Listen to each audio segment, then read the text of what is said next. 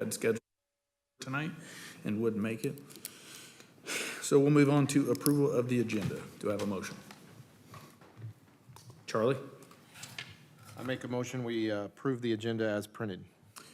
Okay. Kyle? I'll second that motion. Okay, we have a motion and a second. Any further comment? See, is Dana, please.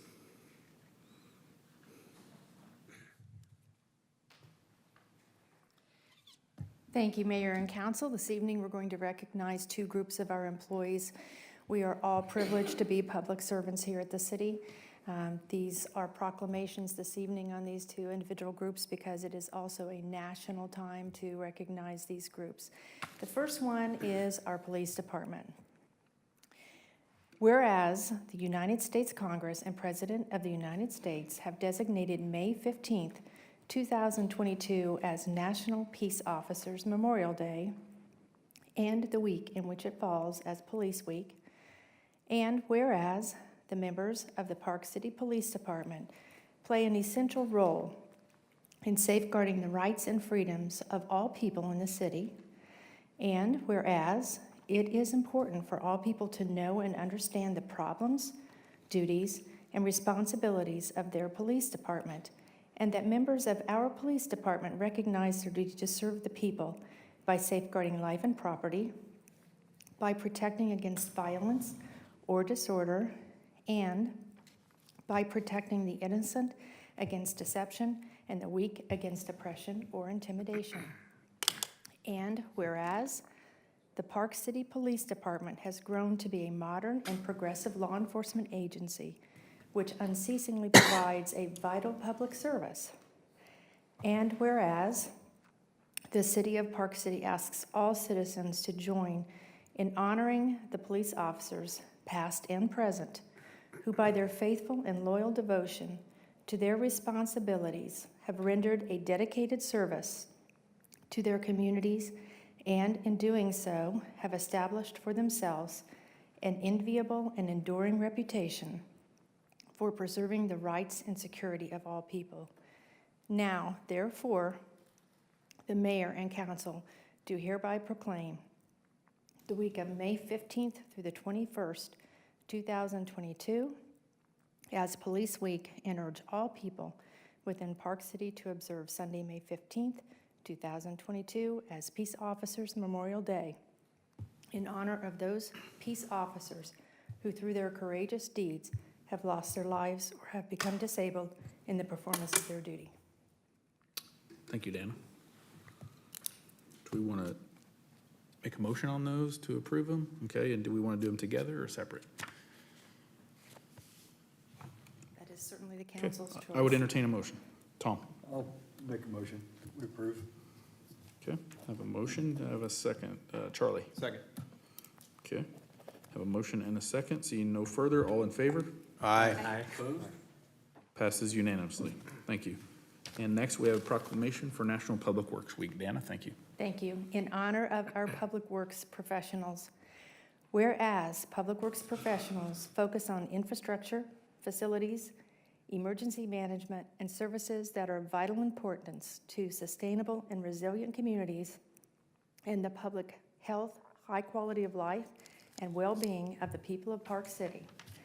And whereas these infrastructures, facilities, and services could not be provided without the dedicated efforts of public works professionals who are federally mandated first responders and the engineers, managers, and employees at all levels of government and the private sector who are responsible for rebuilding, improving, and protecting our nation's transportation, water supply, water treatment and solid waste systems, public buildings, and other structures and facilities that are essential for our citizens. And whereas it is in the public interest for all citizens, civic leaders, and the children in Park City to gain knowledge and maintain ongoing interest and understanding of the importance of public works first responders and public works programs, and whereas the year 2022 marks the 62nd Annual National Public Works Week, which is sponsored by the American Public Works Association. Now, therefore, the mayor and council do hereby proclaim the week of May 15th through the 21st of 2022 as National Public Works Week and urge all citizens to recognize the substantial contributions that our public works professionals, engineers, managers, and employees make to protecting our national health, safety, and quality of life. Thank you, Dana. I would entertain a motion. Charlie? I make a motion that we approve. Okay, a motion, second. Brandy? I second the motion. Thank you, Brandy. We have a motion and a second. All in favor? Aye. Opposed? Thank you. Motion passes unanimously, 6-0. Now, move on to legislative update from State Representative. Sorry, go ahead. You know, I want to, that proclamation for National Police Week, where it says they've grown to be, that infers that we used to weren't professional, and I just don't agree with that. And I think that ought to be straightened out. Just my opinion, because I believe years ago we were professional, but the proclamation infers that we weren't. Thank you. Thank you. Sorry about that. Legislative update from State Representative Ewan Berquist. Thank you for coming tonight. I'd like to thank the mayor and the council for allowing me this opportunity. We've been legislating this year since January the 2nd week, and we are now in a waiting period until till May the 23rd to go back and possibly finish up for sine die. And if there's any veto to be dealt with, I'm not sure that there is. There's also the maps for the districts. The congressional districts are the ones that are in question. And as you all are waiting to be able to establish your district maps for precincts and for wards until we get done. Well, we were able to get all the maps approved through the Senate and the House, and also the governor signed off on them. But there's just a little bit of question whether the courts will approve. As you probably remember, 10 years ago, we went through some of the same process, but it was a lot more complex because it ended up being, the maps ended up being drawn in part by the courts. We'd like to be able to say that we actually had pretty good agreement in all the branches of the legislative part and the executive part of the government. So we're looking forward to that, and then being able to move on to elections in the fall and in the late fall as well. I don't want to bore you with a lot of details. What I might do is just give you a little brief update and then ask you if you have any questions so that I can give you what you need, what you want to hear, and not just what I have to observe. Just a few things that are really important, I think, this year was, just as it was for you guys in the city government, dealing with bringing some normalcy back to the city and to the city government. You folks in the district which we all live in, it runs from Woodlawn over to Tyler, wide, and 77th to 29th. So it covers a lot of Park City, and then there's two other districts that also are part of this city. But that whole district is really blessed by the work that you folks have done in the past year and a half to bringing industry back into vogue, bringing new companies to Park City and to the region, you can really say, and the jobs that come with that. So it's noticeable at the state level, believe me. But this year provided a lot of challenges and opportunities to try to restore normalcy to our communities. We have no reason to say that there'll never be troubles again, but we've learned some valuable lessons to prepare us for the unexpected, and as you have. Things that we would have never thought of before, we now think of as something we ought to be prepared to do again. As you know, in the past, KDOT and CAPERS are two things that have been used for funding sources when there was shortfalls. Back in the recession of 08, 09, the value of the investments in the capers went down. And so those funds were depleted and they were borrowed from. So over the past now 10 years, we've gone from 56% funding of capers liabilities for state employees now to a higher number, and I'll tell you here in a little bit. But our goals in the House and the Senate in the past 10 years have been to pay off bonded indebtedness and to set aside funds for a rainy day. That's kind of what you guys get into the same way. So that happened again this year. The plan to assign one-time increased revenues that we saw this year from some tax activity that happened because of more funds coming in from COVID, and also some of the COVID funds themselves provided an increased revenue for the state. The legislature passed earlier in the year, $1.125 billion appropriation to pay towards the capers debt. It seemed like you wouldn't have that much, but the overall capers fund is about $25 billion. And that $25 billion has been eroded, and over the past few years we've been able to rebuild it. That $1.125 billion that passed both the House and the Senate and then was passed by the governor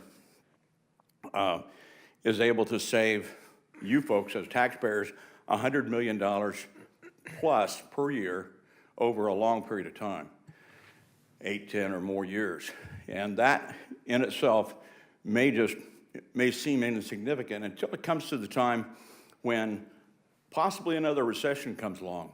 We're not predicting it, we're not planning it, but we have to plan for it.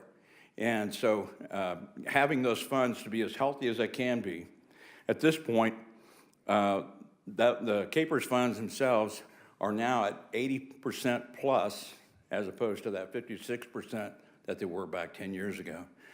So we're glad we've had that opportunity. It didn't come out of anybody's pocket but yours, but it was how we were able to appropriate it. We also this year set aside $750 million in rainy day fund. So, and that also then passed by the governor. So those are big pluses towards being stable. We want to be stable. Obviously, you guys want us to not be careless and blow money. Also, we were able to pass a sales tax, food sales tax, reducing over the next 2 years. By January 25, the food sales tax will be 0. And it's going down at about 2% per year, starting with January of 23, and then another about 2%, 24, and then 25 it'll be zeroed out. That's been a request that people have made. How much effect that has, we don't know. But we do know that people are saying the burden of taxes is too much. And that's one they see all the time, and everybody sees it. So we're glad to be able to get that through. And a number of things happened in the healthcare field and in the job market. You know that in some cases, I don't know how the larger industries are doing here in Park City right now, but there's jobs available, but there's not enough people to fill them. Not enough people that want to fill them or that are prepared to fill them. In this case, we've been able to get some job programs going, and enhance some job programs for people to learn skills, and also to advance the training they already have. The APRN nurses are practice all over the state in rural areas and in urban areas, and they are now, by law, will be able to practice as they do independently without a collaborative agreement with a medical doctor. And that leaves them with more ability to serve in rural areas in a good way, especially rural areas. Also, certified nurse assistants that are we're in short supply of also in nursing homes and long-term care facilities.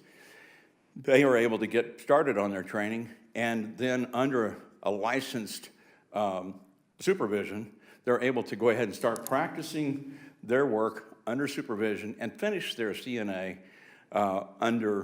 while they're working the job. There's just not enough out there, and all of us want to be taken care of when it comes time to be taken care of. Also then, Representative Steve Hubert, who also serves Park City on the north end, presented a bill to bring about a requirement for computer science to be taught in schools. It seems strange in this day and age that there might not be computer science or computers being trained in some schools. But across the state, as of next year, they'll have to present a plan to be able to show that they're going to provide computer science for schools. Most jobs, 70 or I don't know exactly how many percent of jobs require computer skills, but I think it's more than 70%. And so we want people to be better prepared. So that will go into effect. I was privileged to serve as elections chair in the House this year, and we were able to get just a few laws passed all the way through to protect the integrity of election laws, of the election laws and election process. I think we have pretty good election process here in Park City, but there are problems somewhere, and there's problems in the system somewhere that we'd like to at least refine and make it better. One of those is to ban election equipment from being connected to the internet and require certification of electronic poll books by the Secretary of State. It seems like maybe that's what they should be doing anyway, and they do, but now it'll be required that it's done that way. A lot of concerns been expressed about internet connections and the polls being modified electronically or by communications devices. So that's another thing that's been dealt with. Also, the ban of election equipment. Ban of election equipment from being connected to the internet, but provide county election officials with additional methods to clean voter rolls. If there's people on the voter rolls that either don't live here anymore or have changed their affiliation, they need to be updated. But if they haven't voted in a while, there'll be better possibilities for them to be either cleaned from the rolls after a period of time, a matter of a number of years still, so it doesn't automatically happen. And also, if you're any election in the state as of this year, if it's 1% or less difference in the election results from the next candidate, then there's an automatic requirement for an audit, for a recount or audit. Okay, so that allows each person not to have to pay for their election to be audited, but it'll actually happen automatically. And it will not happen automatically because each county will have to pay for it. But it's a matter of the process and making the process better for those that want to make sure their election is sure.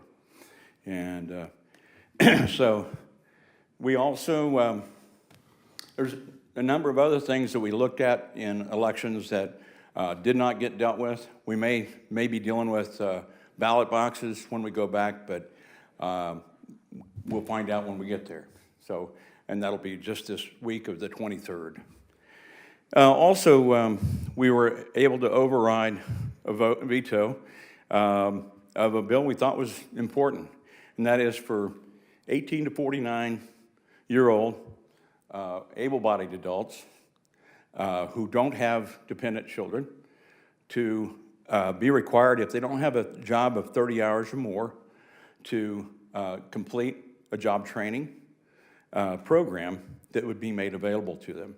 So it could be somebody that's indigent that needs a job or needs the income, but in this case, they'll be able to look to get a job by getting good training to get a job that would pay them some money to help take care. And then they would be able to get food assistance. But those who already are elderly or indigent or so many different disabilities, they already have that ability to do it.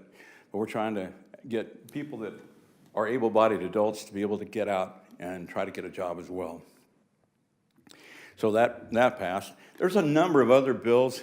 One thing that we're going to be dealing with, like I said, when we go back, is just the districting. If there's a question over the districting, there may have to be something redrawn. But if not, somewhere around the 1st of June or after the 1st of June, we'll have those available. I would like to just stand for questions instead of rambling on. So does anybody have any questions for me? George? I got a couple. Number one, you brought up capers, and to the best of my knowledge, they don't, I know since I've been retired, which is several years, there has been no COLAs, period. And I know the government messed with our funds some years back, as you well know. And I just think employees deserve it. And the other thing, and I ask this every time I get an elected official on the mat, is, you know, our soldiers, our federal employees and stuff who serve, they receive treatment and stuff for post-traumatic stress. Now, people who work for the state, local, people who are on the state retirement system, they don't get anything. They're on their own dime, and I personally don't think that's right. And I think it's something the state legislature ought to do something about. You know, why, you know, you can't unsee what you've seen. And anybody who's a police officer can tell you see some pretty terrible things. Sure. And it sticks with you. You know, I've been retired for many, many years, but I can still close my eyes and see every deceased person I had to deal with. That stuff sticks with you. And I think it's only right that the state treat their employees the same way the federal government treats theirs. There's no reason why they have to be on their own dime just because they're retired, because they acquired that while they were on duty serving this government. Point well taken. We've had this conversation, and I believe it has merit. And I push it everywhere I go, Em. say it again, please. I push that everywhere I go. Anytime I get a elected representative, I lean on them. I haven't seen any results yet, but it would sure tickle me if I could hear some. There you go. Thank you. I'm talking to the right person, right? You're talking to one of the right guys. Yeah. Okay, thank you. Thank you. Anything else? No. Okay. Someone else? George Glover. Yeah, I want to thank you for your service and all you do. The capers is always a big issue with those of us that are getting close to retirement and those monies that we have paid in. It's good to see that's being built back up because there was some concerns there for a while and where those monies were being spent, and what they were drawing, what they were doing with them. The nurse practitioner program it's a great program. I see it firsthand every day, and some of the folks that I work with, you're starting to see a lot of more mid-level physicians, or not doctors, but people that are taking the role of a doctor and assuming the same responsibility. So we're seeing a lot more of our local clinics using that mid-level, the nurse practitioners as well. So I think that's encouraging. I also heard that Wichita is going to start a doctor of osteopath program. Is that right? That program is in the starting process.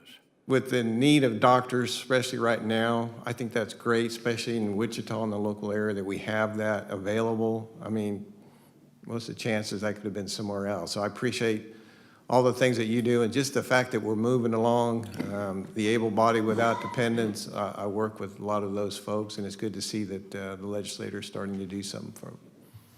I just want to remind you all and remind the public that we're elected to serve 90 days in the spring, in the winter and spring, but we're your representative 365 days a year. So my number My cell phone number, tell everybody. Nobody doesn't know it. Nobody that wants to doesn't know it. 680 or 316-680-4697. And I can be texted or called anytime, preferably texted so that I can call you back if I'm in a meeting or sleeping. But I'd be more than happy to answer your questions. And if there's things that you folks need during the year, I can always prepare, as George brought up an issue that's a long-lasting issue that still needs to be addressed in your heart. So I left business cards with the clerk, and if you would make use of those and know that I'm at your service. Anything else that you can ask me or let me know you need done? Okay. Thank you for coming, Neil. Thank you, guys. Thanks. Thank you, ma'am. Take care. Okay, before we move on, I just want to pass on something for what George was talking about, because I agree with him. This year, Senate Bill 491 was introduced that would secure workers' compensation for first responders that suffer from post-traumatic stress disorder. I'm not sure where it's at, but I'm just saying it was introduced this year, and I'll read it a little later. I remember seeing it, so I Googled it while you guys were talking. Well, that's great, John, because for the last few years, every time I've run into a state representative, I'm on their case about it. They must have listened. Well, I think it's great.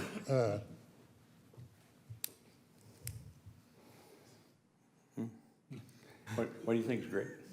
That you guys listen. Yeah, and it's neat that we serve in a body that has about 26, 28 committees, and we get to serve on 3 or 4 of them each. So we don't become experts on everything, but we look to the work that's done by other committees. So I'll bring that up to criminal justice and to the judiciary and to law enforcement. So. Well, I'd say something else while you're there. You know, I got a little thin skinned about reference to the professionalism of the police department. Of course, you were my mayor for years. I worked directly for you. I know during your tenure, you know, we were one of the 8 departments in the state of Kansas that the governor picked to work on the racial profiling study. Got commendations from state, federal, and county governments, and I'm sorry I'm thick skinned about that, but I happen to believe we're a professional police department. I'm proud of what Park City has done and what they are doing, and I hope to be able to be here for a long time. Well, sometimes, you know, if you let something go, then it becomes a fact. It becomes a fact. Yeah. You know, and there's history revisioning going on all the time, everywhere. And it's not malicious. It's not malicious. People mean well. I understand that. But still, if you let it pass, then it becomes fact. And the fact was, I think we had a professional police department. I don't think it just grew into one. Just my opinion. Thank you. And I pulled it up, George. I think you might have misheard it. It says modern and progressive, not professional. Well, Modern and I'll read it. I'm I sorry. think we were modern progression. You know, we had audio-visual cameras and stuff in our cars and stuff 15 years before Wichita did, Yeah. right after the highway patrol did. Yeah. And taxpayers didn't pay for them. So I think we're very progressive and professional. Very good. Okay, we'll move on. I don't have anybody signed up for public forum. Staff reports, city administrator. Sorry, Tom, did you have something? Well, I was just gonna make a comment about the hospital, or the doctor's training downtown. It's gonna be across the street from WSU Culinary School, and it's supposed to open this fall, I believe. Good. Thank you. Sean? Good evening, Mayor and Council. Just 2 or 3 different updates on things going around within the community. First of all, Jacksonville intersection, Jacksonville and 61st Street. Hopefully you've seen the traffic signs out there that that work will begin on May 16th. According to the contract, they've got 30 days in order to complete all of it, so it should be relatively quickly taken care of. Number 2 is Hat McLean Park.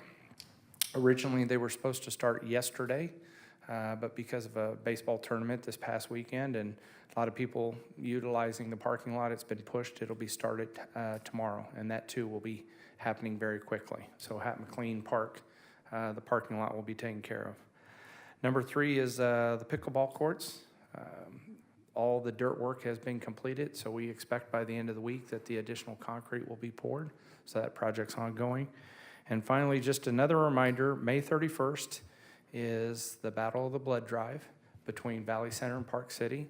Each city is trying to, one, outdo each other, but second of all, see if we can get 100 donations for each city. Our drive is going to be from noon to 6 p.m. here in City Hall. So that's it, sir. And just a friendly competition with Valley Center. The Valley Center's mayor and I have agreed that whichever town has the most donations, the other town will fly their flag for a day. But we better win, so we need to win. So we can't let that happen. So I've never given blood, but I'm gonna give blood, but I also just think it's a friendly competition with our neighbors. Well, John, I'd like to, but I can't. Okay. Well, you can come hold my hand then, because I can do that. scared to death. Very good, thank you, Sean. We'll move on to consent agenda.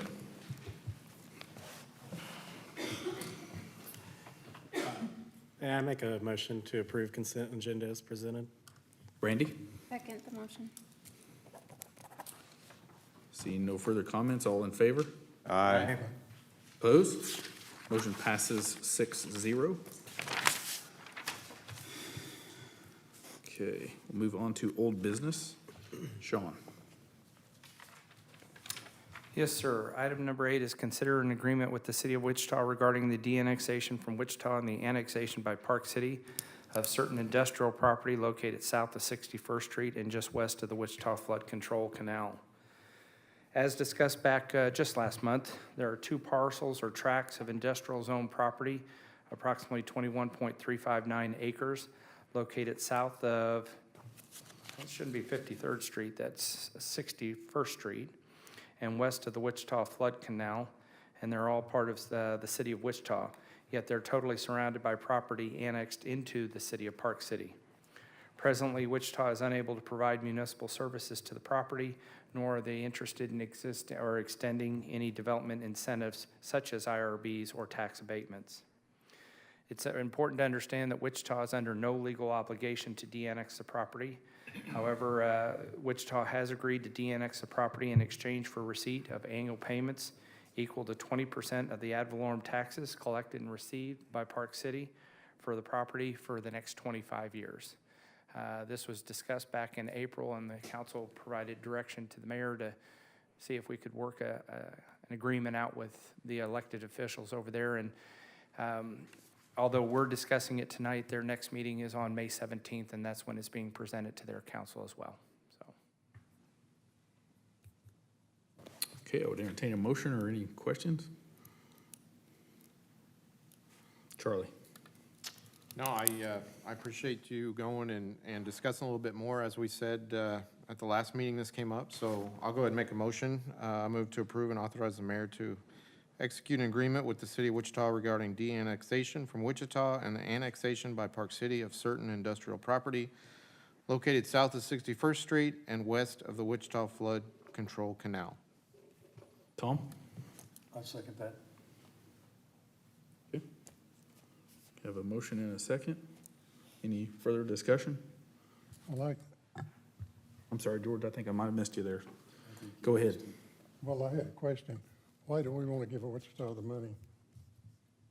I mean, what's the reason for that? They don't have to de-annex it, basically. They don't, and the property behind it has the same owner, which is in Park City.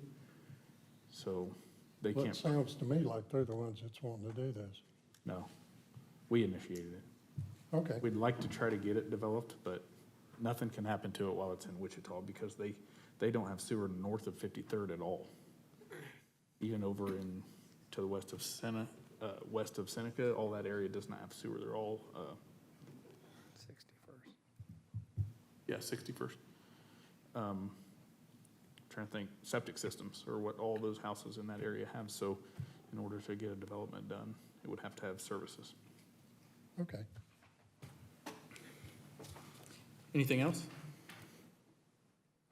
Okay. Okay, we have a motion and a second. All in favor? Aye. I need to abstain. I'm sorry, John. Okay. All opposed? Abstain? Aye. Okay, 501, motion passes. God, that got confusing. Okay, item 6, new business is discuss and consider appointment to the Planning and Zoning Commission for Board of Zoning Appeals. And this is an appointment that I'm making for the Planning and Zoning, Mr. Charles Schwenke and Mr. Bob Aldrich. Their terms would be 3 years, expire in 2025. Brandy, I make a motion to approve the appointment of Charles Schwenke and Bob Aldrich as members of the Planning Commission Board of Zoning Appeals with the term expiring in 2025. Kyle? Second. Okay. All right, we have a motion and a second. Any further discussion? Okay, seeing none. All in favor? Aye. Opposed? Motion passes 6-0. All right, governing body reports. Jim's not here tonight, so Brandy, you're on. I don't have anything. George? Well, at the last meeting, you asked us to talk about our committees, and so we're going to have one thing coming up, the stormwater. At the present time, we're charging, I believe it's $1 a month on the utility bill for that, and it's obvious that they're going to want more money because of their projects, and I suppose there's going to have an engineering deal, and I'm relatively sure that after the engineering study's done, I'm sure they'll be coming to us wanting us to raise the stormwater rates per, and I think they're wanting to do it incremental, like a big parking lot causes more problems Yeah. than a residential yard. So I hope they take that into consideration. Well, and that'll be us. Well, yeah, Takes it into consideration, not the board necessarily. They may make a recommendation to us, but. right, but that's coming down the pike. Thank you. I appreciate the update on that. Sure. Anything else? No. Tom? Nothing. Thanks, Mr. Mayor. I got two things. First off, today, Sedgwick County posted out that it was Fentanyl Awareness Day. So it is something that's big. Parents, educate your children about it. It's something that's a silent killer. It's out there. Can be laced in with anything else. And so you really need to do your education there.